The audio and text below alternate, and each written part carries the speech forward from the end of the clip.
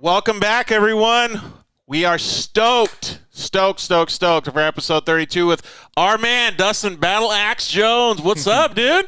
Thank you guys for having me on, man. I'm excited to be on. I enjoyed watching the first part with you talking to Justin, but outside of that, man, it's cool to see what you're doing and what you guys have going on, and I'm super thankful you invited me to come be a part of it. Well, dude, we're thankful for you staying up all late back eat. Well, we're going to call it 2 hours ahead of time just to hang out with us, dude. It's pretty rad. Yeah, dude, it's getting late over here.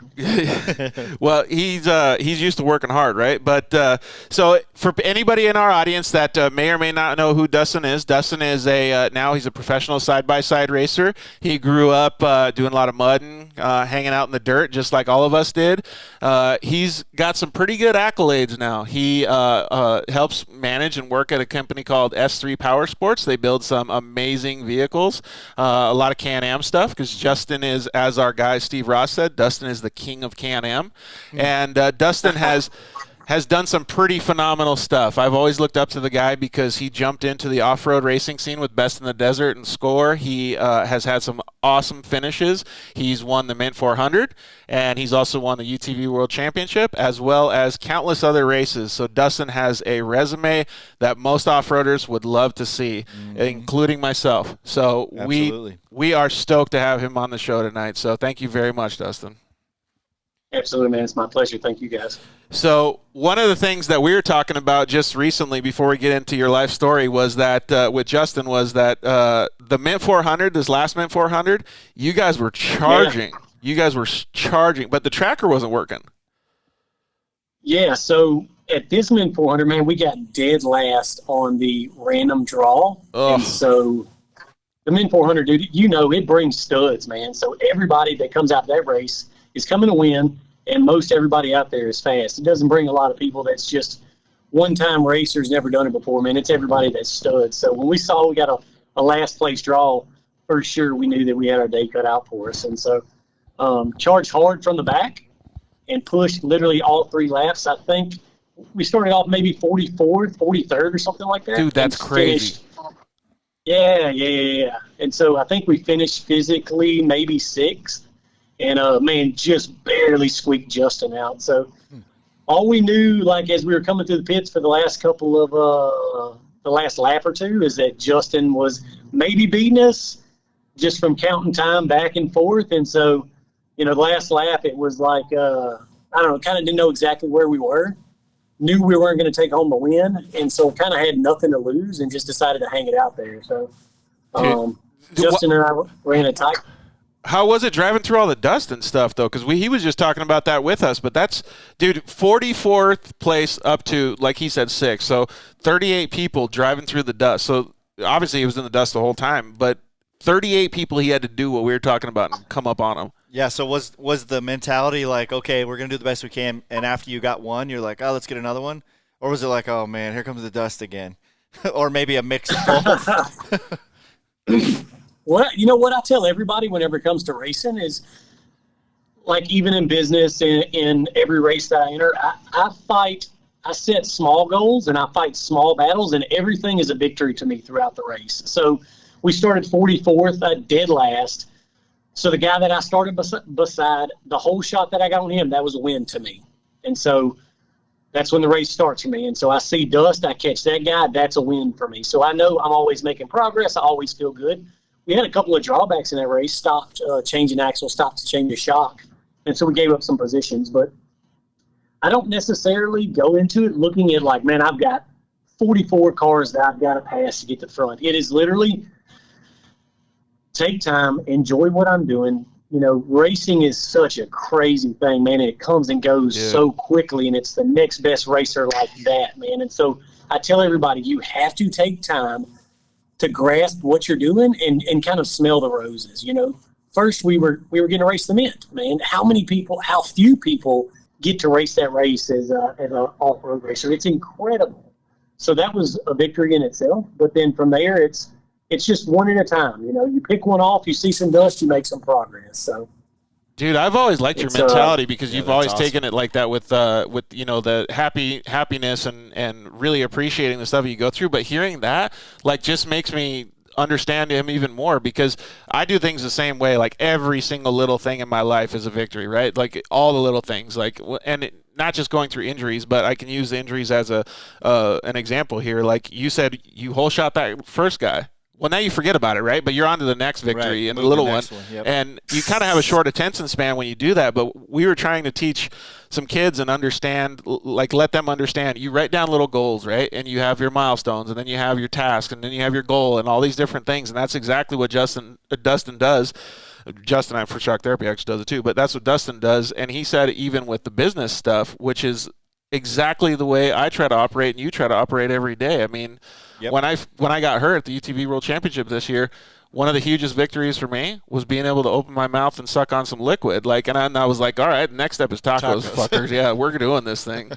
So him passing one at a time. Man, you're certainly a good example, George, that I've used many times of taking time to appreciate what you have, because you've gone through some serious struggles, man. And if you were in those positions looking forward at the hurdles that you had to overcome, and you didn't take say it was drinking, like moving off of just a liquid diet into solid foods, or like when you learn to walk again, that is much bigger than going out and winning the Mint 400. And if you don't take that in little steps and like little processes, you'll never get to your goal. And so I've used you as an example many times for people, but well, thanks, man. But for me, when I pull up absolutely, man, absolutely. So when I pull up to the line in 44th place, it doesn't scare me. I'm comfortable racing from there, because at the end of the day, if we made some progress, I'm happy. Naturally, like I can't settle for second place, third place. I want to win everything.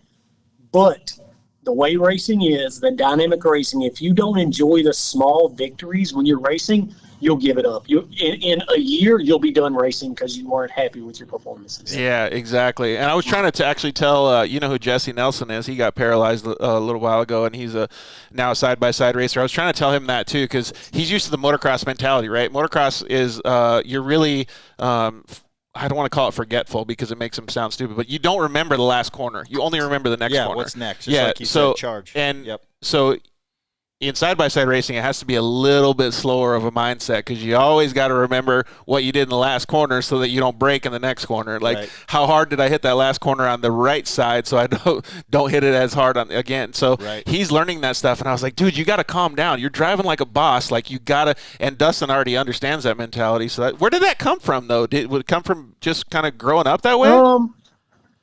Yeah, honestly, growing up, we didn't have much money growing up, and so whenever we would get something, my dad really instilled into me work ethic, and he taught me how to get to the place that I want to be. But if you didn't recognize the little things that you were overcoming, you could never get to where you wanted to be. So like, I started with the junkiest four-wheelers that you can imagine, but my dad taught me how to fix everything that we got. So something that somebody would look at and say, I would not take on that project. I wouldn't touch that thing. For me, I was like, oh man, this thing only needs wheel bearings and a carburetor job. I can get this thing going, and then I'll have something to ride.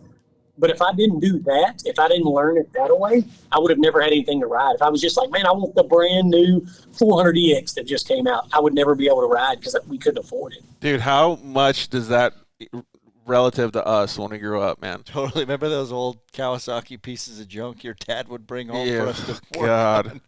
Dude, I remember, and we would work on them forever. But like for us, it was like Jesus like brought home an angel. It was like, yes, I can't wait. Yeah. So crazy. Man, that's cool. Wait, we got to a couple people chiming in for you, dude. Lance Robinson said, the coolest side-by-side racer out there. Can you read that rest of that case? Yeah, thanks for being a great person, racer, and supporter of this great industry. Yeah, and that's one thing that we should talk about, too, is the support, because we were talking about all the shit that's going on in society and being nice to everybody, right? Well, he's a freaking advocate for that big time, because Dustin is a huge supporter of the industry, the sport, the genre of side-by-side racing, obviously doing the stuff that he does in Louisiana, desert racing, and people can learn a lot. Like, if you guys don't know Dustin, or if you guys have met Dustin before, you know exactly what we're talking about. Just go out and be nice people all the time, man. It makes a big difference in other people's lives. I think it says a lot in just that little 4-minute spiel about starting 44th and taking small victories like that. I have a feeling that sums it all up. I mean, that's not everything, but that's huge. It really is. That's him. I kind of feel like I should. Go ahead, Dustin. Listening to you when you opened earlier for this podcast, and like I really like that you took a second to tell people, like, treat people the way that you want to treat it. It's hectic right now, man. Even in our stores and stuff, it breaks my heart to just see people fighting over just material things, man, that you can get by without, but just people take it to such a level. But you did that nice introduction, and it reminded me of something, and Justin also reminded me of it. In the way, whenever we go out in public and I interact with people, I treat everybody with respect. And the reason I do that is because when I was younger, I had an older brother that I hung out with. And of course, I was the little brother that they didn't want tagging along, but my brother let me hang out. And he had two different types of friends, and I actually remember the guys specifically by name. One of them was really freaking nice to me, and I looked up to him, and I thought he was the coolest guy ever. And one of his friends was really rude to me, and I still remember it to this day. And I made up my mind as we started racing, and as I started realizing, like, oh, people are paying attention to what we're doing.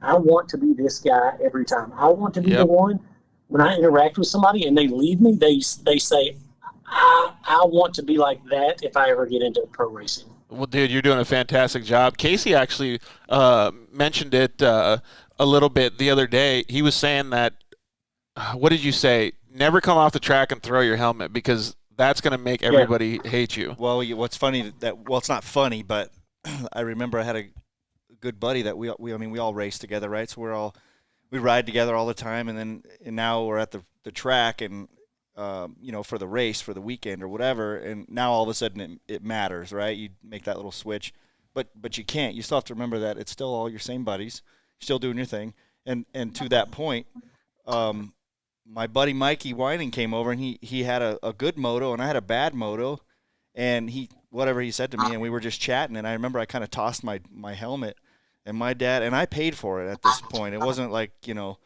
full freebies, everything. So it was mine. If I felt like it was mine to kind of toss or whatever. And he told me that if he ever saw that again, never racing ever again. That's your buddy.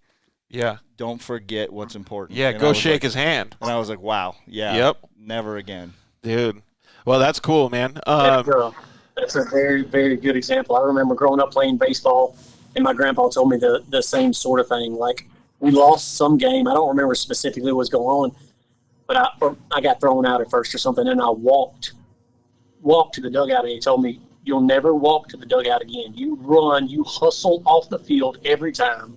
And it was for a lot of reasons. You should be thankful that you're out here and have legs and you can run, and you're not watching the game in a wheelchair from the sidelines or something. There's a lot of things to be thankful for and to focus on, instead of just being a sore loser, Yeah, and that's what I was talking about with being at the grocery store and paying attention to what's going on with other people, because that's exactly what him and is that your dad told you that, was that to run off the field, because everybody else is waiting for you. You got 10 other people. Be respectful to those 10 other people, 12 other people, whoever's waiting. Like, it's not just that one thing that's happening. Well, dude, I love that mentality, man, and that's exactly why we started this show, The Dirt Life, is because it teaches you so much when you I don't want to say grow up with nothing or anything like that, because people with all kinds of stuff can have the same mentality. But when you grow up with very little, you respect every single thing that you have, and it makes you really, really appreciate when you have to put some work into your life. You got to work for it. Yeah, exactly. Well, that's a kind of a cool segment. Again, before we talk about how you grew up, Dustin, but you have a lot of people around you right now that support you. You got a really good crew at the shop. You got some awesome friends.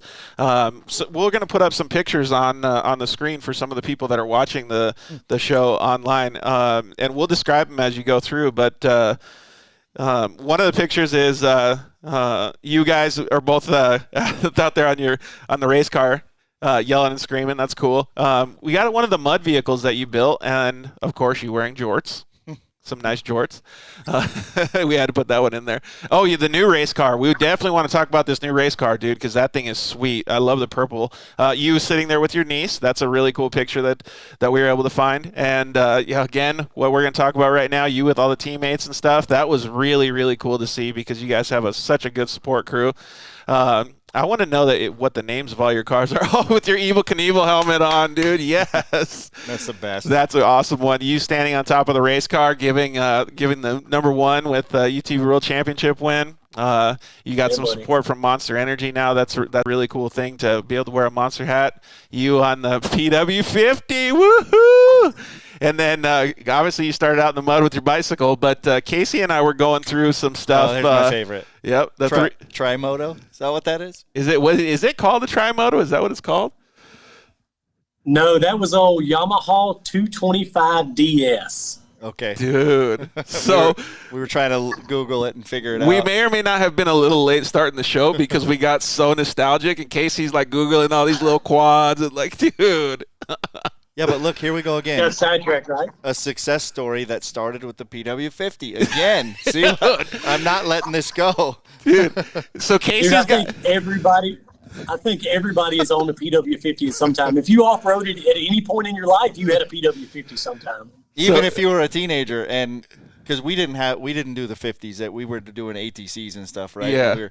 So we were teenagers when you guys had those, and we all thrashed those. But yeah, there's always somewhere in the success story is a PW50. So we've had a bunch of different guests, and Casey always comments on it too. Like we had Ryan Sipes on, we had a bunch of Jesse Nelson, like a whole bunch of awesome guests. Every one of them, PW50. Some of them were yellow, some of them were white.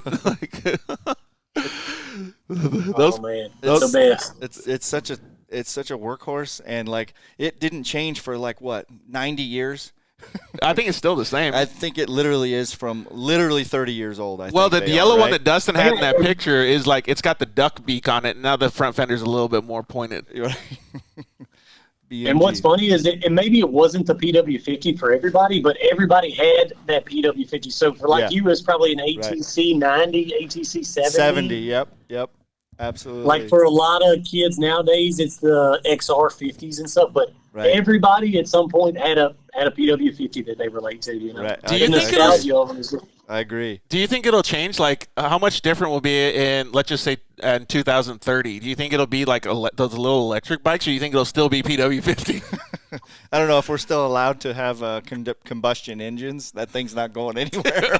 I'm telling you. Oh, man. Actually, I don't think they ever made any more PW50s. I think it's the original run, and they just traded hands for the rest of the time. They've never made one since the first year. Perfect. It's it's like anti-Cs, dude. They made one run of anti-Cs and have never had to make it again. Dude, I think the anti-Cs tube that we have, I think it's probably from right around 1965. Right. Like Came off a ship somewhere. Yeah. Literally, I went to my dad's house the other weekend to work on something, and it was the same bottle of anti-Cs from when I was 5 years old in the shop working with him. Yeah. And I was like, how do you still have this one? And it's still good too. Right. We had Devin Davis comment in 1989 Honda 50 was my first one. Haha, Louisiana too. Nice. There you go. That's perfect. All right, well let's backtrack a little bit and get into your life story, dude. I could talk shop for way too many hours here. So you grew up in Louisiana then, yeah? Yeah, for sure. So kind of like all American family, we grew up in the country way outside of town. Mom and dad lived with them in the house. My grandparents lived in the house just on the same property.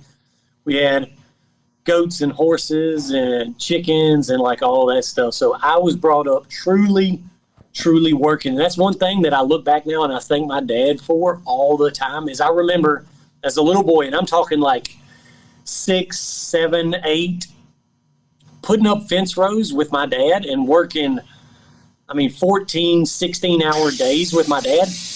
And I remember, sorry, the air compressor's popping off. I remember like later in the afternoons as it was starting to get dark, I remember crying while I'm like holding the fence post because I wanted to go home and play for a little while. And my dad wouldn't let me. We were building that place as a family. We were building it together. And I didn't understand at that time why we had to work so much. But now looking back, like, you can't accomplish anything without work ethic, man. And that's one thing I thank him all the time for is instilling me is that work ethic. You probably get this question a lot too. So I always had people asking me like, dude, how do you get sponsors? Like, how did you, get this ride? And how do you, how did Yamaha help you? How did Can-Am help you? Like all these different things. And I go, honestly, man, the number one answer I can give you is hard work. Like, You 100%. you can be fast and win a bunch of races, but if you don't work hard, it's not going to make any difference to anybody. 100%. So, and even to that point, like I heard Kenny Rogers just died not long ago. I heard an interview with him where he says, there's a couple ways to climb a mountain. You can jump in a helicopter and ride to the top of the mountain, or you can physically climb that mountain. But if you don't physically climb that mountain, you don't appreciate what it took to get to the top of that mountain. And so certainly, I'm sure we get calls all the time of, dude, how do I get a Monster sponsorship, man? How do I get a Can-Am sponsorship? And I said, plan on spending your life savings for about 5 years racing all that you can do, trying to win everything you possibly can, racing on a budget, and hope at some point somebody gives you a call, Exactly. Because without that hard work, and we've had a few kids on the show as well that, they're wanting to understand what the new racing venture is going to be, and they're out having fun, and they're doing a fantastic job. But some of them really do take it seriously, and they were asking questions of like, what do you do to get sponsors, and how do you, appropriate yourself and just be a good person? And I told them, very similar to what you said at the beginning of the show, I said the best thing to do for you right now is to write down your goals. Don't type it on your iPhone. Write it down on a piece of paper. If it comes off your hand, it'll have a lot more chance to succeed. And some of these kids have done that, and without them even knowing it, like I went to the races and saw one of them. His name is Caden Danbury. He's already achieving some of those goals, and he might not even realize it. He's doing a fantastic job. So I like your mindset, dude. Yeah, it's very important. Plus, nowadays, man, honestly, it's the best opportunity to start a business, to get sponsorship, to create following, to become an influencer, because you have social media. You and I are doing a live, or us three are doing a live podcast right now that whoever wants to can watch. You're feeding people content live, like you can watch it now. So these kids can post and give shout outs to sponsors, and I always tell people, like, long before I ever got sponsors, I was plugging these people that I was buying parts from. Yep. Because I aspired to have them as a sponsor one day. So I was tagging wheel companies. I was tagging shop companies. Everything that I paid for with my hard-earned money, I would still tag those people and tell them thank you. And then that was my goal, but never did I know I would get to a point where they would call and say, hey, you know what? Let us send you a set of tires this time. Yeah. Let us send you a set of wheels. Exactly, and that hard work that Dustin put in, like, I mean, obviously he's saying that he's tagging them on social media and being a good marketer, but he did that for many years before he won the Mint 400. Yeah, and then all of a sudden he's put in work for whatever, 1, 2, 3 years, whatever it took him, well, his whole life, but in the side-by-side genre. And then it's like, okay, now it's the time. And that is what I think, like Caden Danbury and a lot of these other kids are doing now, man. I think it's fantastic. You're a role model for these kids, man, and I'd love to hear that you have such a good attitude for these guys. Well, let's go back to what you were talking about before. So you grew up, excuse me, on the farm or the ranch with your whole family. Yeah, and what a lot of people don't know about me and my brother and my sister is we were homeschooled all the way until we were high school age. And so we worked. My mom taught us. We went to church together as a family all the time and like had dinner at the table every single night when my dad got home. And so we had a great example to follow in like a really, really good home life, and played sports and got taught how to. Fortunately, my dad was into dirt bike racing a long, long time ago. And so he was really mechanically inclined, and he instilled that in us, how to work on things. And so, was he the one that got you your first dirt bike? Do what? Was he the one that got you guys your first dirt bikes? Oh, for sure. But he didn't get it to us. I remember it was that PW50 that you saw the picture of. I remember when I was little, him making us work in the shop with him when he found it. I think he found it at a junkyard or literally on the side of the road by somebody's mailbox. They were going to throw it away or something. And he got it for us, but he taught us how to fix it. He would make us the worst thing in the world to ever have to do. He taught us how to hold the flashlight for him while he was working on it. Love it. If you want to learn some lessons. Yep. Oh, you learned some lessons with that one for sure. If you shine in the wrong spot, woo! if you want to learn some true lessons in life, you hold a flashlight for your dad. Agreed. Jeez, that will make you evaluate what you're doing with yourself. Absolutely. So, bringing back but memories. it was that PW50, man. Dad got that for us, broken, like all messed up. We had to help him put it together. And I remember me and my brother would just take turns on it. I think a couple of times I fell off the back. Whoa. Trying to hold on, and we were riding at the same time. Like, that's where we picked it up, man. You remember how old you guys were? Yeah, I was about 3, and my brother was, I think, 6 whenever we got it. And so it had training wheels on it for a while for me to be able to ride it. And then, like, I would just hold on to him while we rode. And then that's when I started, like, figuring out balancing and Yeah. and then so like I got fast tracked on a lot of stuff because I had an older brother. So it was like do or die. If you want to ride this thing, it can't have training wheels no more. You got to ride it like me. Yeah, that's cool. Yeah, So most people are going to understand that and say, "Oh, well, I started riding at this age." But the thing that I think is most important about that means that he was, let's just say, 3 or 4 years old, learning how to work. Yeah, on for sure. a motorcycle. No like kidding. that creates a lot of value for you. Does your brother do any side-by-side stuff now, or does he hang out with you guys and go? Actually, you know, he's had a couple of side-by-sides and he rides with us. He mainly uses his stuff for hunting. So my family is also really big in hunting. So his side-by-sides he uses for hunting. But what's crazy is he's raced 2 or 3 times, like just showed up to the races with me and we had a spare one and put him in it. And for whatever reason, dude, he has got a freaking knack for side-by-side racing. And now my dad at 59 years old, he just won a championship in Texas in a side-by-side in short course racing last year. It's just, I don't know if it was bred into us or like we've got good vision or something. I don't know what it is, but my dad just won that championship last year. He's on track to win another championship this year in Texas. No shit. Is that Texplex place? Yeah, it's at Texplex. Dude, It's at Texplex. I want to go there. I was talking to a couple people at the last Works race. That place looks and sounds amazing. Dude, Texplex, the Billy Champion, and those guys out at that place, unbelievable. Amenities, park, like everything is freaking unreal about that place, dude. It's like a dream park. It's right now because it's new, getting kicked off. It's the best known. I mean, it's the best park that not enough people know about right now. It is absolutely incredible. So you went over there too? You want to come down? Huh? You went over there too then? I ran an undefeated season last year at Texplex and won the pro class. Dude, I didn't even know that. That's so cool. Is it Yeah. I won the championship. I didn't hear you. You won the championship? Yeah, I won the championship out there last year with an undefeated season. So we run 2 races a day, you know, like a heat and a feature. Yeah. And I won every race the whole year. And so then Billy and those guys are awesome. Anytime you want to come out there, it's really close to, it's right outside of Dallas. So we can pick you up at Dallas. I'll bring you a car. Anytime you want to come out there, let me know. Dude, that would be super duper cool. How far is it from you guys? Like 3 hours. Oh, that's not bad at all. Yeah, I would love to go out there. And Kenny Mash always has videos of going out to that place too. So it would be cool to see Kenny. Place is incredible. Dude, is this like super motocrossy too, like with like jumps and flow? No. They know how to cut a track. So they use one of the guys from Torn, Curtis from Torn, and he cuts the tracks in, man, and they jump really good. But yes, a bunch of jumps, a bunch of super steep berms, whoop sections. Then you get back into the back. That's a little bit of a woods section, man. It's an amazing differentiation of terrain for sure. Dude, I would be so into that. We'll have to talk more about it and see like when some of this shit calms down a little bit. Well, so growing up with an older brother, that obviously was pretty cool. And since he's a wheelman himself, it was probably cool for you to learn some stuff with him. Did you guys kind of just play in the dirt up until, you were 18, able to move out of the house kind of thing, or what? Yeah, absolutely, man. And for sure, having an older brother, man, it teaches you how to fight. It teaches you how to drive.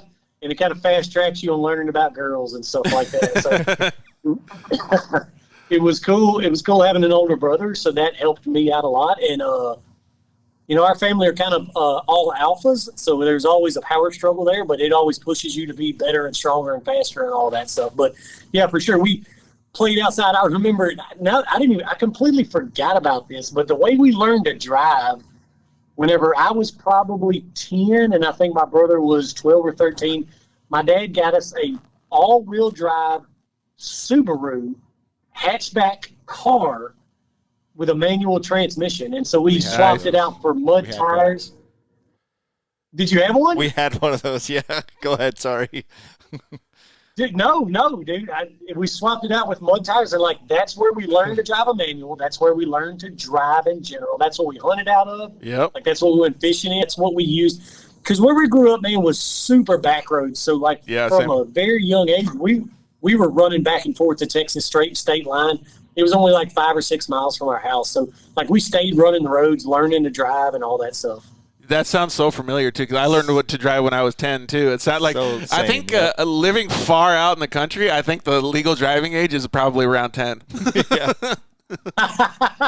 Yeah, we did the same I thing. think it's legal then. I think as long as we were home by dark, we were good. It didn't matter. That was the keys. Here you go. I mean, you always had to be nice to everybody, but that was the number one rule. If you get home before dark or you hear your mom whistle, you better get your ass back to the house.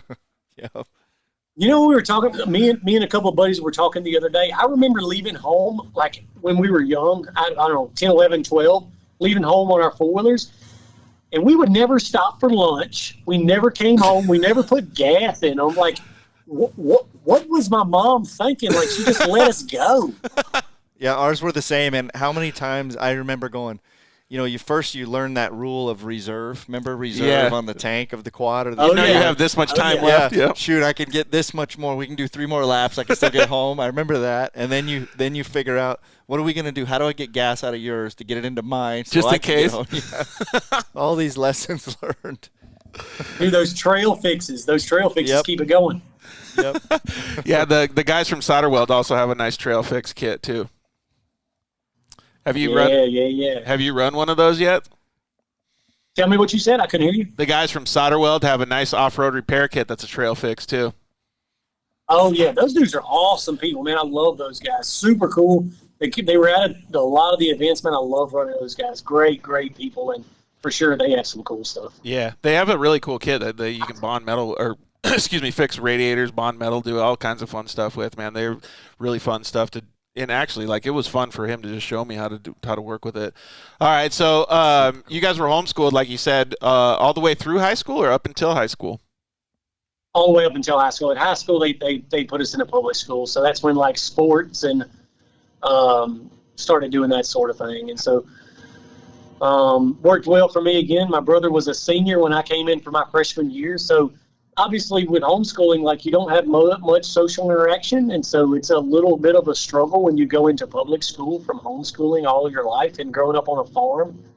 And so it was probably a little harder for my older brother, but he made the way for me to where when I came into high school, it was a little easier. Everybody kind of knew who I was because of him. And so, yeah, into high school, started baseball and football and all that stuff. And so was that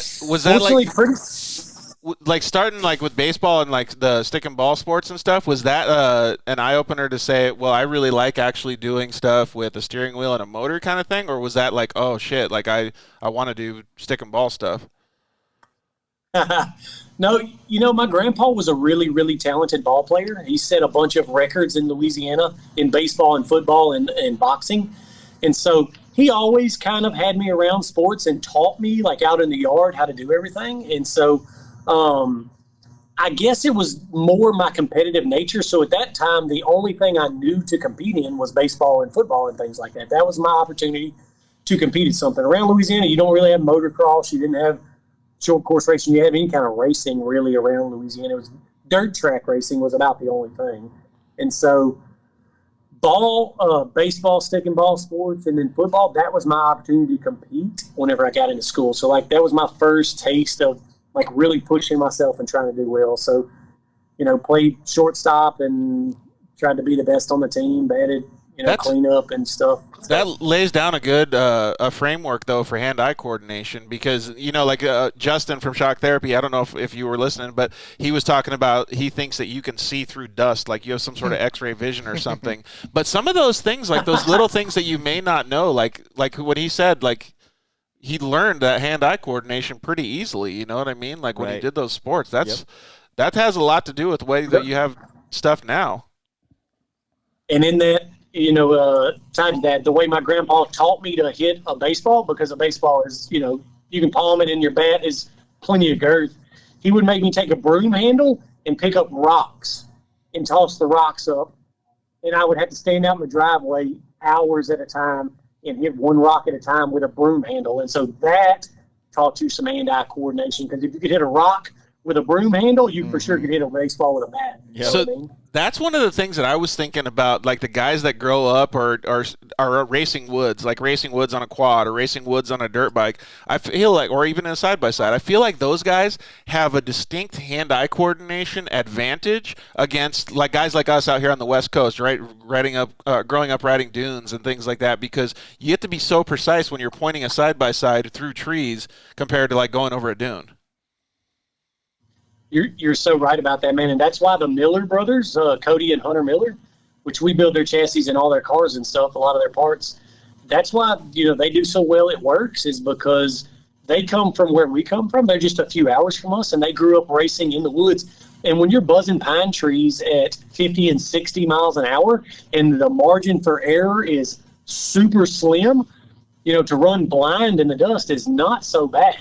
And so you have a little wiggle room there where in running in the dust where we're at, you cannot get one tire off the track or a corner of the car is torn off. Yeah, that's really true. Yeah, so see, those little like hand-eye coordination things make a big difference. Mm-hmm. I bet you the Miller brothers, they grew up playing baseball too. They probably had a grandpa that taught them how to hit rocks with a stick too. Yeah, sure. That's really common down here for sure. we used to do that too, because we didn't really have baseball and stuff, so we used to do the same kind of shit over here too. As long as it wasn't at each other, right? And to make do. Well, so then what came next, man? Like, so you obviously graduated high school and hung out with your brother and stuff like that. But what was the next step in life? Actually, the next big step, obviously, was going to college for me. So I went to college straight out of high school. A lot of people don't realize it, but I got a mechanical engineering degree from a university here in Louisiana. Yeah. And so as dumb as my Southern drawl sounds, as dumb as I act, I actually graduated top 20% of my class in mechanical engineering. Dude, high five, virtual high five, man. That's awesome. Boom. It wasn't because I was smart. It wasn't because I had photographic memory. It's because I was willing to work hard enough. I had set my goal that I knew that point in my life when a lot of my buddies were partying and out having a good time and enjoying college. I knew I was creating my future right then. And so I had made up my mind. It was no choice except to study, make the grades, and get finished. And so I had to memorize, I had to learn, and I had to get there. And the only way to do it was to earn it. Dude, they're not giving out those degrees. And take it one credit at a time. Yep. Just like your 44 passes in the dust. Exactly. Yep. There's a lot to learn from that, though. So awesome. That mentality teaches you a lot. And I know, like I said before, the kids that are watching the show and have watched the show before, they are starting to learn those things, and they're starting to go through the same process that Dustin did. I kind of did the same thing, too. I got hurt, back in the day. And when I didn't know what else I was going to do, I went back to college, and I got a computer science degree, which most racers don't know that. But, yeah, so it's crazy. Like, we're going to do a show on Casey, and we're going to do a show on me one of these days, too, because there's a lot of stuff like what we're figuring out from you that people just don't ask questions when you're at the races, man. So it's neat to see you behind the scenes. Yeah, for sure. Well, so, what happened with that degree then? Did you just throw it in the trash and then say, I'm going to go race side-by-sides? No, I went and had a normal life for a little while. So, straight out of college, I went to work for a mechanical engineering firm and did that thing for a while. And actually, right at the end of my college career and when I went into the workforce is when I started my cage fighting career. Uh-oh. This is something I don't know about, so I'm excited to hear this. Not many people do, man. I don't bring it up that often, to be honest with you. I kind of try to be a sleeper in case something breaks out at the races. Like I make sure I can handle myself and nobody suspects me. They're like, man, Dustin's a nice guy. Like, you don't have to worry about him. Don't even keep your eye on him. That's what I want people to think. Did you have to register your hands? Nah. I did that for about 3 years straight, 5 days a week, 3 hours a night. I would leave my job, go to the gym, all the time. And so even when I was training at that, like, if one thing that I can tell you, I know this is jumping back whenever the guys that come to watch you are asking about sponsorship. There's one thing that I can tell you is you have to offer the whole package. You have to be aware of what people want to see and give the people what they want. So MMA was just coming on super strong, and like UFC was getting super popular. And I knew from watching it, from listening to my buddies, people want to see the knockout. And so when I started training MMA, I trained super hard and focused in Muay Thai because I know people show up to the fights because they want to see somebody's head get kicked off. And so that's what I focused on. Everything else I did was for defense, to get back up to my feet and kick somebody's head off. How gnarly was all that training and stuff? It looks so crazy to me. I did it. It's brutal, but I did it for the art of it. I didn't get in there head down banging with people, getting beat up all the time. Like, I did it because for me, and it's the same thing for racing. At the time, fighting somebody was literally the purest form of competition. It's 1 versus 1. You can't blame it on your teammate for dropping a pass. You can't blame it on your pitcher for walking too many guys. It's you versus one guy, and you have to win that fight. And there's no excuses except what was your training and how much work were you willing to put in. And so moving forward, that's how racing is to me. I'm literally in a fist fight with every individual person on that track, and now it's the purest form of competition for me. Racing is the purest form of competition. It's 1v1, one step at a time. Starting in 44th, it was 1v1 until I made my way to the front. Yeah, it makes a lot of sense. And you know what he learned, though, because I can tell, like I think I can read between the lines here, is that he trains for the knockout because that's what everybody wants to see, right? So he shows up to the races with cool cars, and he shows up with a professional attitude. That's the knockout punch for the sponsors and stuff, right? But he goes in to the fight, we'll call it, out of race, with a very stable mindset that he's going to last the whole time because he needs to. And then every single time he throws a punch, whether it lands or not, he makes it valuable so that the next one counts too, you know? Right. Like, so he's real Absolutely. strategic. No doubt. That's a really good analogy, but for sure. And unknowingly, and listening to you say that, I really like that. But that probably is why I attack the things like I do. You know. So you probably didn't even think about it. Like, well, obviously you didn't think you were going to be a professional side-by-side racer when you were fighting the MMA stuff, but man, that laid down some pretty cool groundwork for the rest of the things that you had coming up. And then where'd you go from there? So from there is whenever, that was in the time when I was working a normal job at a mechanical engineering firm. And so still at that time, I was broke college kid, straight out of college, just trying to earn some money, living home with mom and dad. And so I was still going to mud rides all the time because that's just what we always did growing up. And that's still big down here is monthly mud rides at different people's property, or they have some big mud parks over in Texas. And so we would hit those all the time. Well, I was going to a mud ride with my brother. His boss was brothers with a gentleman named Malcolm Sneed, but he goes by Mal. And he owned S3 Pump Service Company. And so he and I kind of met at one of the mud rides. We both liked to mud ride together. It was mutual things that we enjoyed. I was a broke college kid. He had an oil field pump service company that was doing just phenomenal. And so he had, in 2009, right when the Razor S came out, he went and bought one of those, and it was brand spanking new, and he had the money to go buy and order whatever parts he wanted. And so I would leave my work, come up to his shop, help him put on parts, because I'd learned that whenever I was younger from my dad. Yeah. My dad taught me how to do that stuff. So I would help him put on all these new, latest, and greatest parts that I thought were so cool, but I couldn't afford. And then we would go riding the weekend. So after several months of that, he called me one day when I was leaving work. He's like, hey, why don't you swing by the shop real quick? I want to talk to you about something.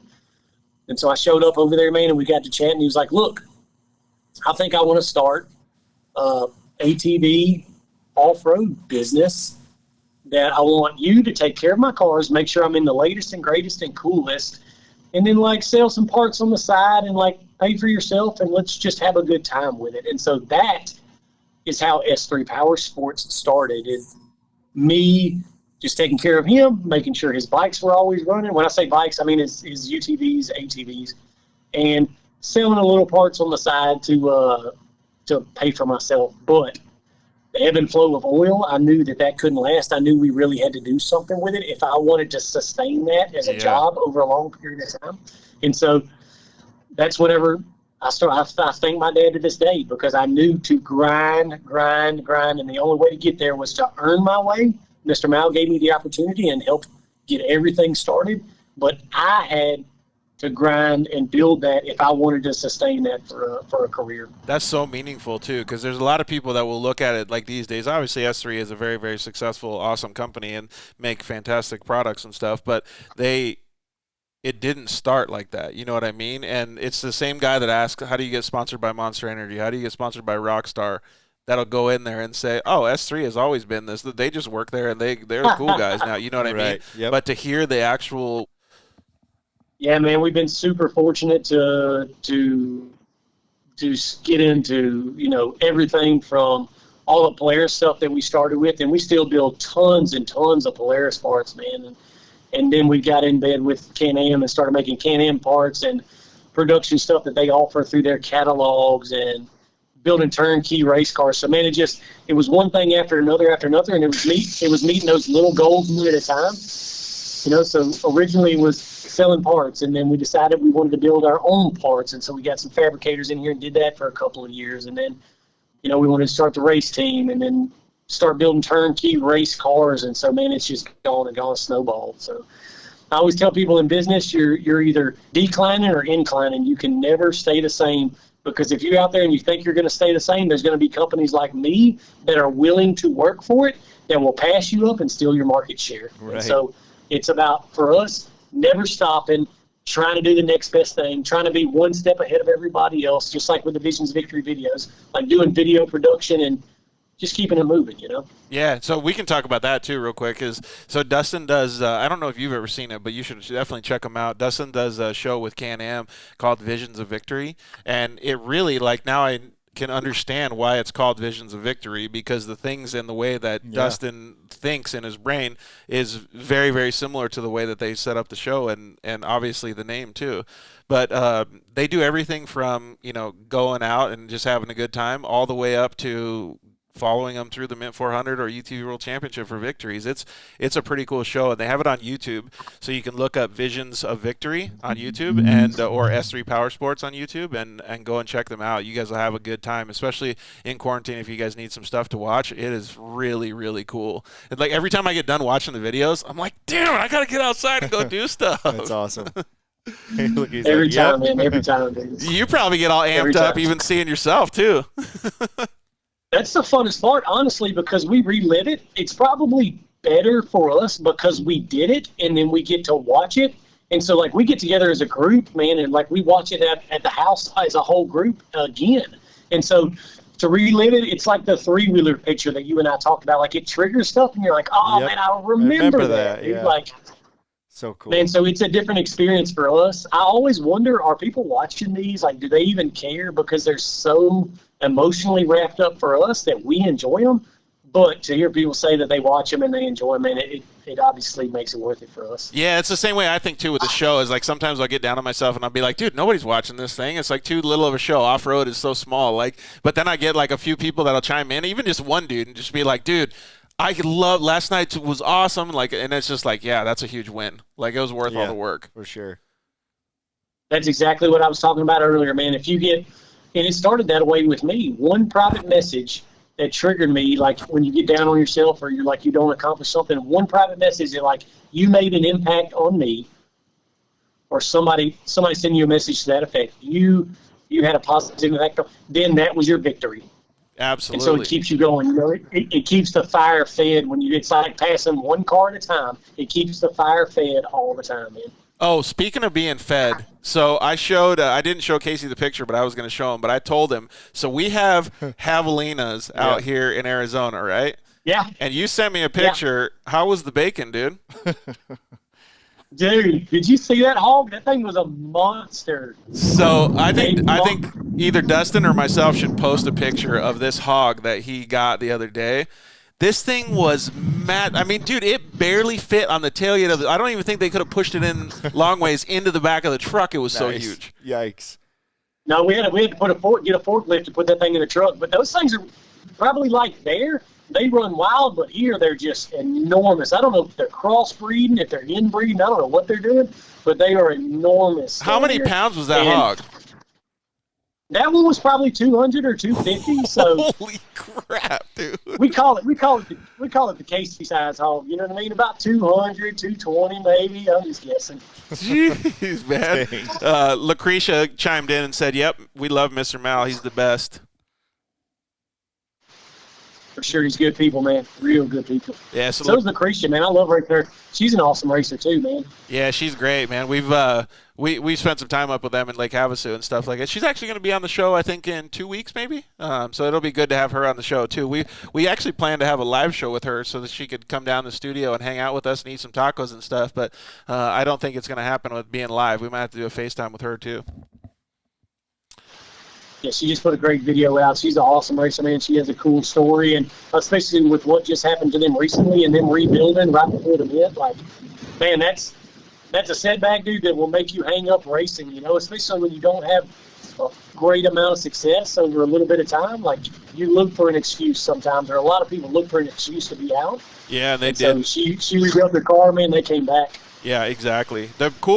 One of the coolest parts about that is there was so many people willing to help, and we were just a small part of what they did. But they came down to Tucson, and we were able to supply them with some, you know, maybe some fabrication stuff. We gave them a whole bunch of extra parts, and we just gave them as much of stuff that we could. So Trevor and Eric loaded up the trailer and got back to work. Man, it was pretty cool to see that. And obviously they're a fantastic family, so we'd love to help people like them no matter what.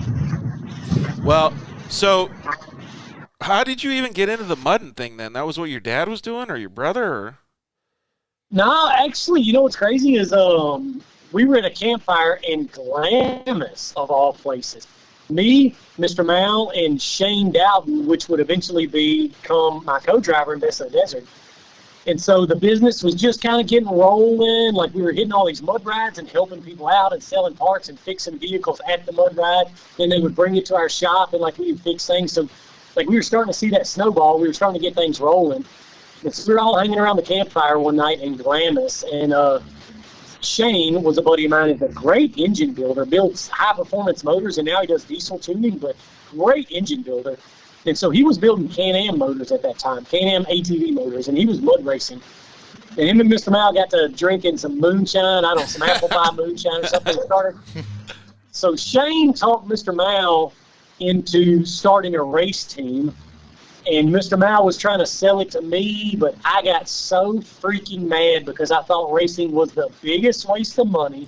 There's no way we should put any of our money from our business into a race program to try to get anything wrapped up, get anything rolling. I was so against it, man. And then Mr. Mal and Shane broke me down to where we were like, all right, Shane's going to be our first racer. Let's let him do some things and get that mud racing rolling.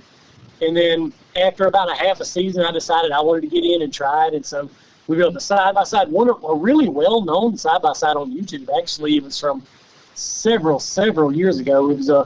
It's a nitrous razor called Tropicana. Oh, cool. And I called it Tropicana because I told everybody I ran in more juice than Tropicana in that thing. And so it would literally ride wheelies off the line. And so that really put us on the map in mud racing. That video got 1 million views or something crazy. And so that put us on the map in mud racing. And then Shane and I went on the next year to win like 6 championships in multiple different genres multiple different race series of mud racing. We were traveling all over the country, hitting all these mud races, and we won, between the two of us, like 6 championships. Dude, I never knew any of that. That's so cool. Yeah, that's awesome. It's like a whole so that's where we really got our racing started off. That's where we really got our racing started off, is in mud racing. And he and I would go out there, man, and just we were really, the cars were set up good. We spent a lot of time working on them. We spent every night tuning them. And, man, we did really, really well in mud racing. And that's where we caught Handeye. Yeah, that's cool, man. One of the things that I was making sure that the reason I wore this shirt today is because we have a project that we built a Yamaha WAG-Z called the Unicorn. But one of the things I was telling Casey to make sure that he reminds me, but I just remembered myself, you had Tropicana, and then you usually name all the builds or the race cars that you have, right? Yeah, I usually do, man. Most of them. Let's hear a couple of the names that you got. Man, probably some of the most popular ones that I built is Tropicana. For sure, put us on the map. Like, really, really well known. A few years later, for Destination Polaris, we built an orange and silver Razor, this super low drop cage, really sweet car that we called Showstopper. So that one was pretty well known. That one did really well. It was right when the 1000s came out. We built that Defender that I drive around in the mud right now, low blow, which is super drop cage, like 37-inch tractor. Oh, that's tires, the one I showed you. Yeah, it's the maroon and silver one. 22-inch wheels, 37-inch tractor tires, one of our 8-inch suspensions, like front and rear winches, chop cage, custom interior, like it's bad to the bone. Those things have gear reduction too? Yeah, that's typically what everybody does in them when you put those big tires, is do the gear reductions or portals or something like that to just gear down a little bit. But then we're averaging 15 miles an hour when we're out mud riding, so it doesn't matter. You can gear down as low as you want, Oh, okay, cool. Yeah. And so go ahead. I was just wondering what some of the other names were. I built, we built one right after that was Lobo 2. So we built a 4-seater, inverted the colors, built it almost the same, just a long bed one. And so had that one. And then the short course car that I won the world championships in, and the one that I won that Texas short course series in last year, was Pigpen. So, how come you get into that? That's hilarious. Dude, it was absolutely disgusting. So when I built it for the World Championships, I guess 2 years ago when I won it, we threw it together literally the week before. So we just welded the cage to chassis, left it bare, and I swore when I get it home I was going to tear the whole car down, repowder coat everything, and put it back together. When we won the World Championships, parked it under the awning right after the race, didn't drive it again for like 6 months, so it was covered in rust and like looked terrible. The door panel didn't fit right because we didn't have time to mess with it. Like the body panels were just kind of hung on there and like self-tapping screws. It was disgusting, but the car was so freaking fast. And that's the one, like I said, I won the World Championships in, the one that I won the short course championship in, but it was literally the ugliest car I've ever built. And so it kind of got a name for itself, because when we show up to races, people are like, man, that's what Dustin Jones racing, that car? It sounds like the perfect parallel to those nobody knows about those those fists of yours either, right? It's a perfect parallel. Just like that. Like, it's really unsuspecting. Right. Like, nobody thought anything about it until they had to race it. You know what I mean? That's awesome. Dude, if they ever had like side-by-side street drag racing, Dustin could bring Pigpen out there and be the total sleeper. Yeah. Start winning a whole bunch of money, taking pink slips all night. But that was probably one of my really well-known cars because we won the World Championships in that car, and it was so freaking ugly, man. It was just a funny car, Rolling it through the Tech at World Championships, people were like, "What on earth is this thing?" But I was just laughing inside because the car was stupid fast. Did you have some tech screws in your pocket just in case?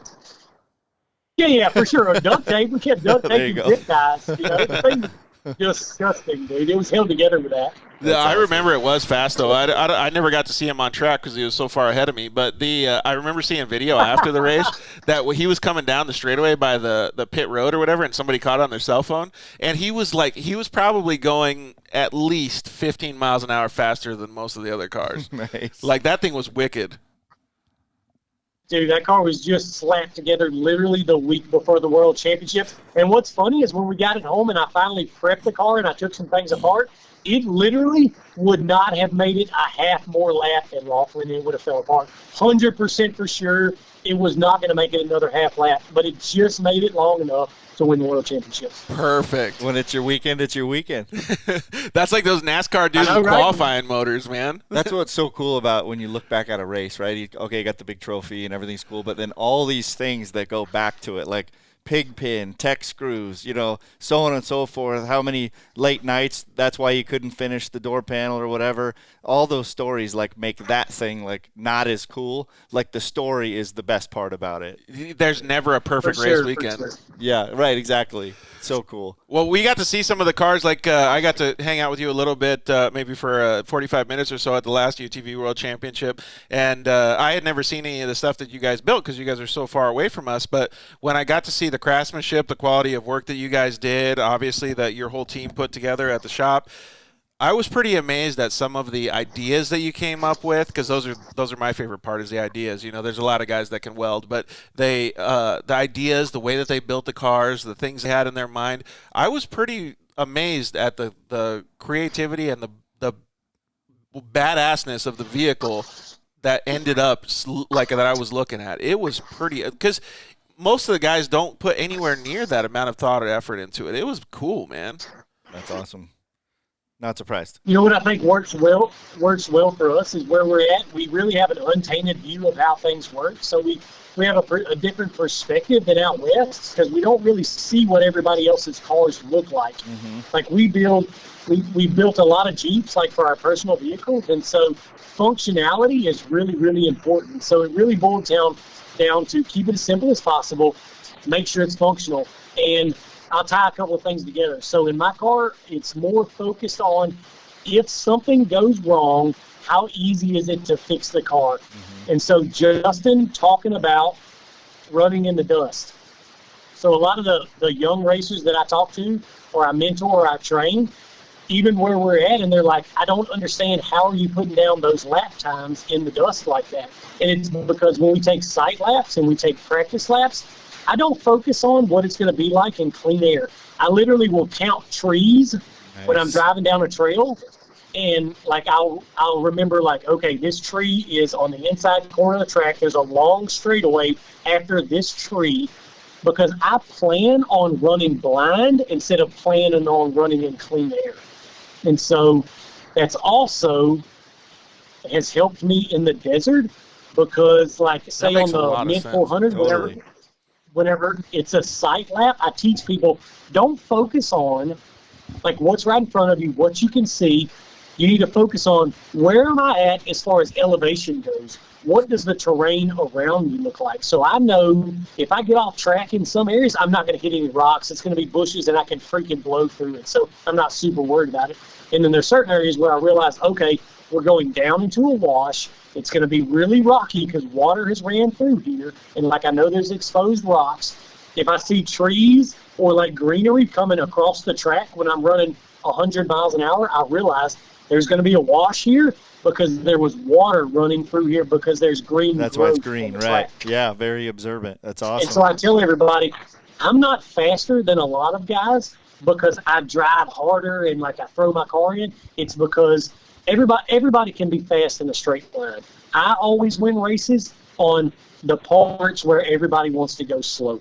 So in the dust, I try to be a little bit faster than everybody else. But the only way I can't see visually better than anybody else, but I race different than everybody else. I race a little smarter by looking off the track and being like, oh, I can be fast right here and no chance of tearing anything up because there's no exposed rocks, there's no trees, there's no big berms or anything. Right. It's that 360-degree approach to the program. Same way, like in our industry, we take safety. So it's not just what you're looking at; it's what are you gonna not see that's obvious or that's not as obvious. So for sure, that's awesome.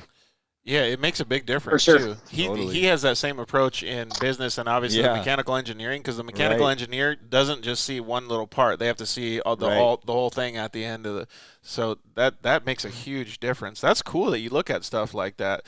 Don't give away your secrets though, dude. Yeah. I don't mind. I'm glad to help anybody.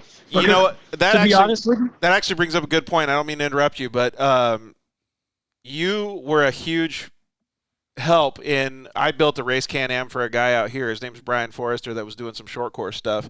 And I remember texting you being like, I don't know, I'm just going to throw out a line here and see if Dustin would be down to help us. So I messaged him on Instagram and I said, dude, like, we don't know what we're doing, man. Like, I know how to build a race car. I don't know how to build a good one. I don't know how to build, like, we're just going to throw it all at it and see what happens. And he goes, dude, I did the exact same thing. I'm happy to help you. Like, I'm right here. Anytime you need me, just let me know. And the car turned out amazing just because 90% of it was because of his knowledge and the way that he had been open to helping us. That's awesome. And at the end of the day, like, when I was fighting, whenever I'm racing, I want to beat somebody on their very best day. Like, when they cross that line, I want them to know in their mind, I had nothing else. I literally laid it out there, and Dustin beat me anyways. So if I can help somebody be their fastest, I still want to be their fastest. You know what I mean? Dude, that's exactly the way I was in the short course stuff with the Yamahas. Like, I only knew what I know because I went through the process. Like, I didn't know shit when I started. But everybody else was so, like, secretive of everything. Or they would tell you something, but it was a complete lie so that they could get you, like, to beat them. And I was like, why is everybody like this? This is not how it should be. And I helped everybody as much as I could, man, because all I cared about was having a battle. That's all I cared about. It's so funny how the racing industry is kind of like that to some extent, and guys like yourself are taking a whole different approach. Have you read 2 Second Lean by chance? If you haven't, it's a life changer, I promise you. And it's really quick. A condensed version is, here's somebody that's doing manufacturing and they're the best at it, and they want people to come, other business, to come look at it because they're helping them be their best, but at the same time they're already way past that, if you know what I mean. So they're an open book because, just like you said, we want you to be the best so we can continue to beat you as us the best because we're already a couple steps ahead of you. I want to read that. It's really good. You'll love it. I need to read that, but it goes back to like that pure form of competition like I talked about. So whenever I was fighting MMA and I was able to get to a certain point in my gym where I really could beat pretty well everybody in the gym, that wasn't cool to me. Like it didn't make me feel good to be able to beat everybody that I trained with. So we would bring people in from Dallas, from South Louisiana, pro fighters that would murder me. But I knew in the back of my mind, if I was fighting people better than me, I was going to get better. Right. And so I see it in racing all the time. People are like, man, there's no way we can catch him. I don't know why he's so fast. I am the one that's going to catch those guys and beat those guys because I will figure out a way to outrun them. That's so cool, man. I love that mentality so much. That's not just because, like, the racing thing I get, like, but the mentality that he has, because that's the way the dude lives every day in his life, man. Yep. Like, that is so freaking cool. Well, so we kind of, like, we can catch up to everything that we're talking about now. Like, a lot of people that know you from social media or know you from the races and things like that. Now, like, you know, they can catch up and see that you've obviously won the Min 400 and you've done very well in your off-road racing career, we'll call it. But you do a lot of stuff on the daily basis that has nothing to do with off-road racing, right? Yeah, certainly, man. Certainly. So, you know, I manage S3 Powersports over here and keep this place going. And it's the ins and outs. It's meeting with our designers regularly on what new parts we're going to do, what we're going to release. You know, working with steel suppliers and things like that to get parts in here. I literally, before I came and got on the call with you, took a phone call because all my guys have gone home for the night and took an order for a customer and processed that because I tell everybody, whenever you come work for me, you're not above doing any job because any given night you'll see me mopping the floors in the office because I'm willing to do anything. So nobody that works with me is above a job. But yeah, for sure. I do the power sports, and that's my day-to-day job, being involved with that and keeping this place going and keeping it advancing. But also we own the race team that we keep up. We kind of keep that separate and keep it rolling. But then just recently we opened S3 Media, and so we're taking on a bunch of different projects from a bunch of different companies and putting out content for other people. And then outside of that, like you see, I try to keep up my social media stuff. So I'm just now getting into the breakover point where people are starting to call us to be ambassadors and influencers for other companies on my social media. So for me, man, it never stops. I think I sacrificed that normal life and wife and kids and like that kind of lifestyle for just this lifestyle instead, you know? Yeah, it's definitely time consuming. I can relate to that for sure. Well, so since you mentioned the social media stuff, anybody that's watching that would like to connect with Dustin on social media or listening, you can hit him up on Instagram at Dustin Battleaxe Jones, and yeah, he's got some really, really cool stuff up there, man. He does, like he said, the Visions of Victory stuff, and then on a daily basis, he's always putting out something that makes people happy. So it's cool to see that stuff. Well, a couple more questions before we get into our rapid fire Q&A, which I think you're gonna dig. What you got going on next, man? Like, I mean, you're not going to be able to really tell us about 2020, but since you have some goals, I know you're like-minded. You want to make sure that you have stuff going on in the future. Yeah, absolutely, man. So naturally, there's a lot going on with Corona and stuff like that, which puts a damper on everything. You know, it's a tough time, and it's just making sure you squeak by and you prepared. It's no different than racing. Like, you make sure you prepare for the bad times because they're coming at some point. It's just like when I opened Powersports, I knew oil field was going to ebb and flow, so I had to earn my way. Well, same thing now. Like, we're in a slow time, but like, it's a matter of keeping everything moving and like just getting back to where we're going. And so keeping a vision going, and like, we're always bringing in new parts. We're just releasing all of our Pro XP parts. We're just releasing all of our Talon parts, and like, just new parts all the time, man, and new stuff going on. One big thing that we haven't really announced yet is we're fixing to release our line of Jeep parts. And so parts for the Jeep Wranglers, the JKs, the JLs, bumpers, Nerf bars, like a whole line of our same designed winch bumpers, rock sliders, that kind of stuff for Jeeps. So we're just fixing to get into like the automotive industry really soon. Yeah, so, I want to cool. talk to you about that stuff offline, because I have some not only ideas but some stuff that we've been working on for the Dirt Life over here too that I think could really mesh good with that stuff. Perfect. That's a super cool route too, because It's cool that it's going up and not down. Like you know what I'm saying? Yeah. So there's even a better Yeah. one, like the overlanding stuff. Lance Yeah. from Solderwell talked to me about it today, and they're always going up. Yeah, there you go. Always going up. So that's really cool for us, man. Besides that, naturally, we're getting close to signing our 2021 contracts. We've got stuff in the shop, man, that the world hasn't seen yet. So like that stuff, man. Fortunately, we get to be involved with vehicle testing and things like that. So, man, I've driven some things that are freaking crazy, dude, that are exciting, that are in the pipeline. So, man, we've been so blessed to be a part of that aspect of off-roading. That's not just a little shop that's building parts and getting people going. Like, we pushed and pushed and pushed till now we've become involved with vehicle testing before the world even knows about it. That is super cool. And you know why? Like, he says he's blessed to do it, and obviously he is, but it's hard work too. That hard work is what got him to that point, man. So Well, and the foundation you guys built. Yep. You built it because you love it. It's obvious. It's not just a thing. It's you love it. This is your thing. That's so Yeah. cool. Well, like I said before, you can contact Dustin anytime you want on social media. Dustin Battle Axe Jones. Go give him a follow because he's a rad dude to follow. I definitely love seeing when he posts stuff. All right, you want to start doing this rapid? Casey started laughing when he saw the rapid fire Yeah. Q&A questions. Let me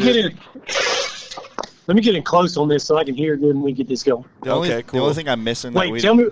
The only thing I'm missing that we didn't cross off in the interview portion is the battle axe part. Oh yeah, go ahead and ask him. Yeah, so help us out. Where'd that come from? It's got to be cool. That's from Cage Find. Basically, battle axe came from Cage Find from knocking people's heads off. Okay, got it. Perfect. People knew when they got in the ring with me, it was going to be a fight, and so and they knew they were going to have to stand up and bang, and so battle axe. Well, those 44 guys at the Mint 400, they know that too.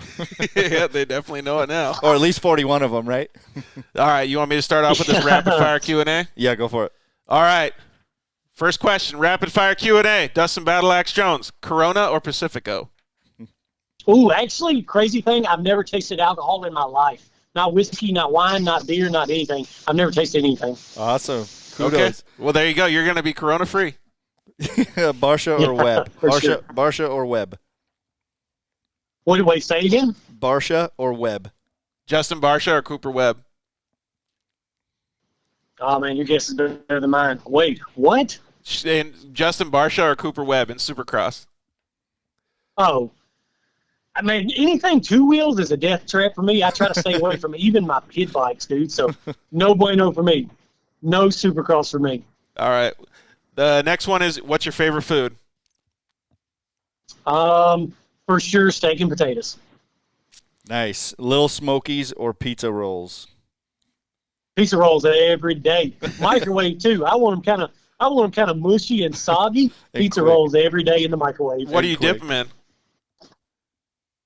Ranch? What Yeah. else do you dip them in? I was going to say, because if you said ranch, that was a profile question right there. All right. What's your favorite soda? Let's say Coke. Daisy Dukes or Speedo? Daisy Dukes all day, cuz those started life as blue jeans. Oh, sweet.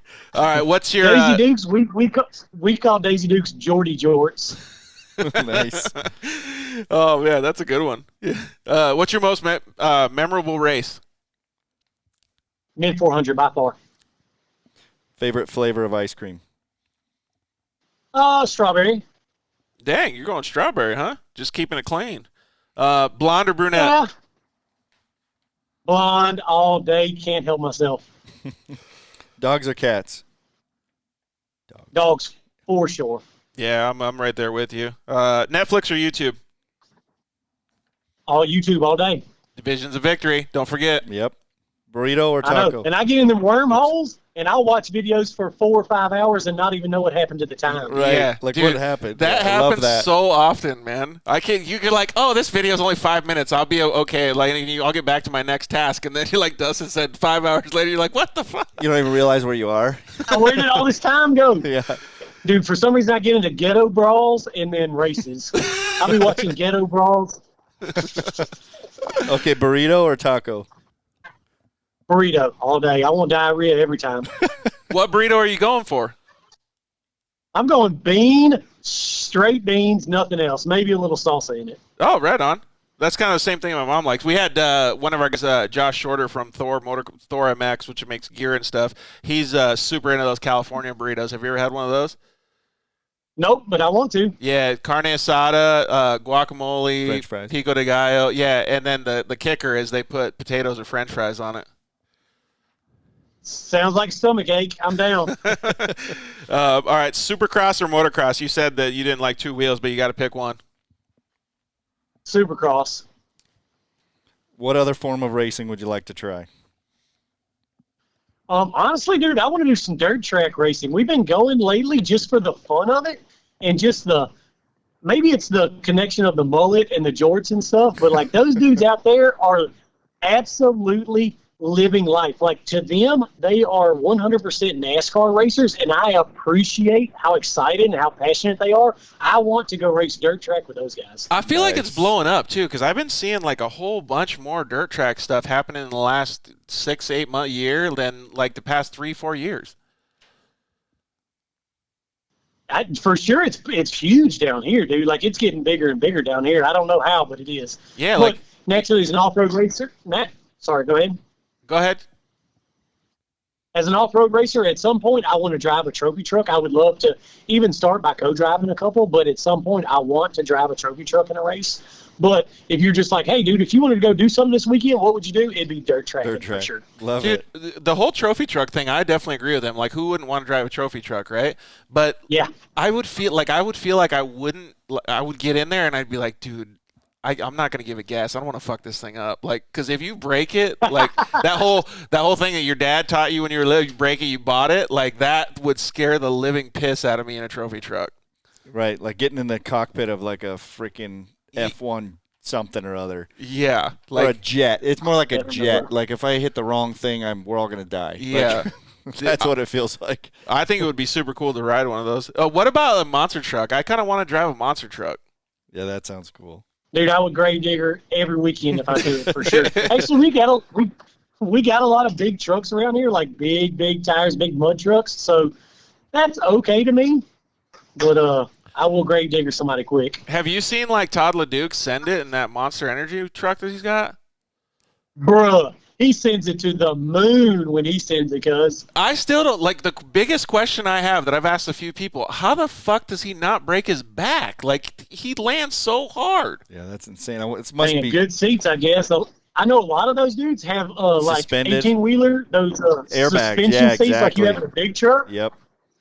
And I know some of the guys that did big jumps and stuff like that a few years back had were standing up when they were driving. Oh, dang, that's crazy. Yeah. And they were And telling so me they were telling me too that the bottom is like plexiglass so you can see through it. See through it, right? Yeah.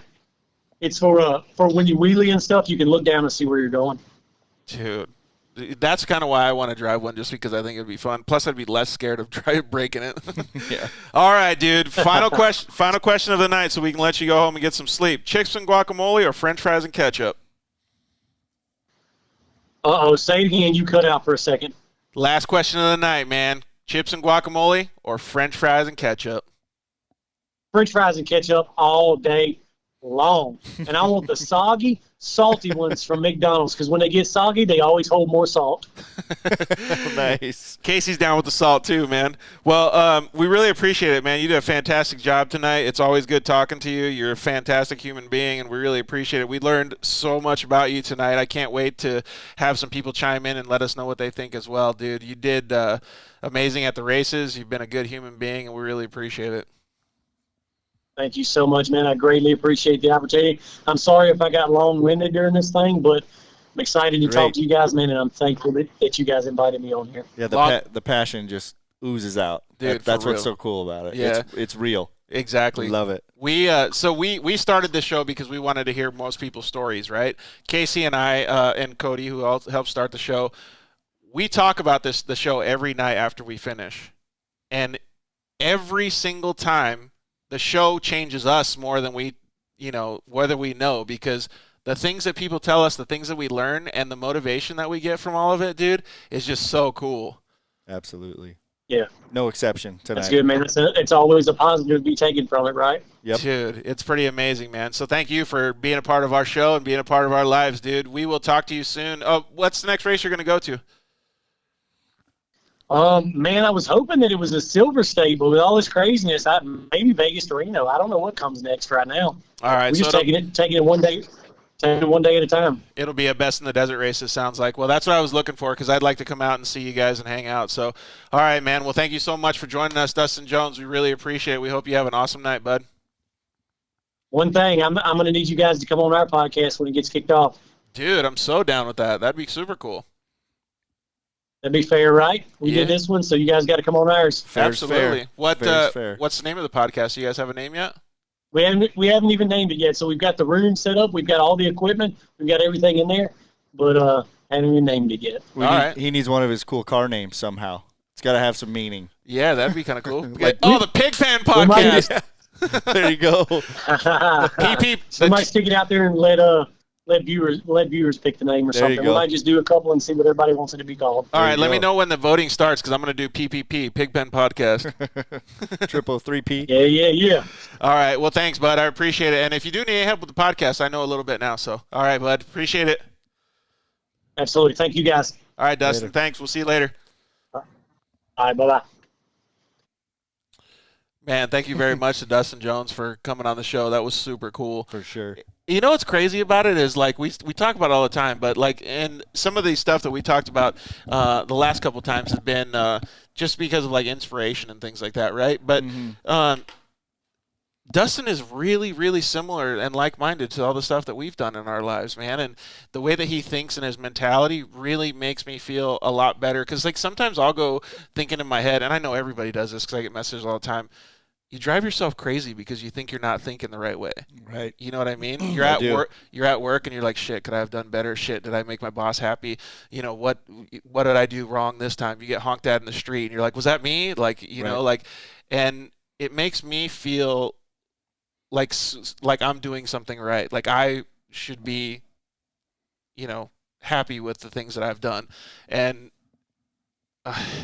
it's really cool to see that he's putting in so much effort and work into the things he's passionate about. Absolutely. And it's so hard, but it's such a simple, reoccurring recipe. Work hard, treat people good. Yep. And do the best you can.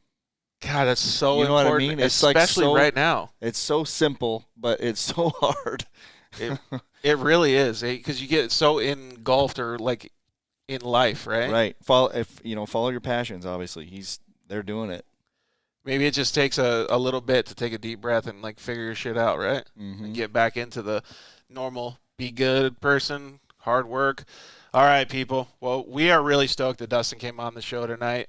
We took a lot of, suggestions from him, actually. Sure. I'm going to work hard. I'm going to be a nicer person, and I think I'm going to probably try to see if I can go up and create some more content over at Shock Therapy maybe this week. Maybe I'll go up on Wednesday or something to hang out with Justin and those guys, see how hard they're working in these tough times. And hopefully we can get you guys to join us and hang out, ask us some questions. We'll have a little bit of fun together. We'll do a live Instagram, live YouTube, something like that.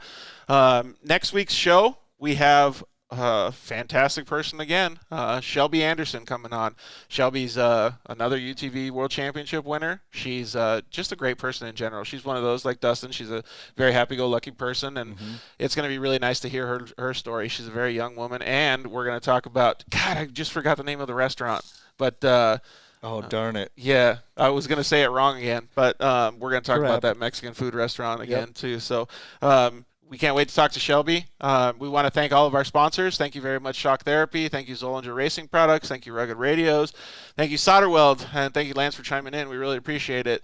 All of those people, you can use the code DIRTLIFE on their website or when you call, and you can save a whole bunch of cash. So please support all these people that are going to be needing your help in these tough times, and obviously they're going to support you as well because they're supporting us on the show. So thank you very, very much to all those guys. Thank you, everybody, for joining us. We really appreciate it. We apologize for that small technical difficulty that we had, and so we will see you guys next week with episode 33, Shelby Anderson. We love you guys. Good night. Thanks for listening to The Dirt Life Show.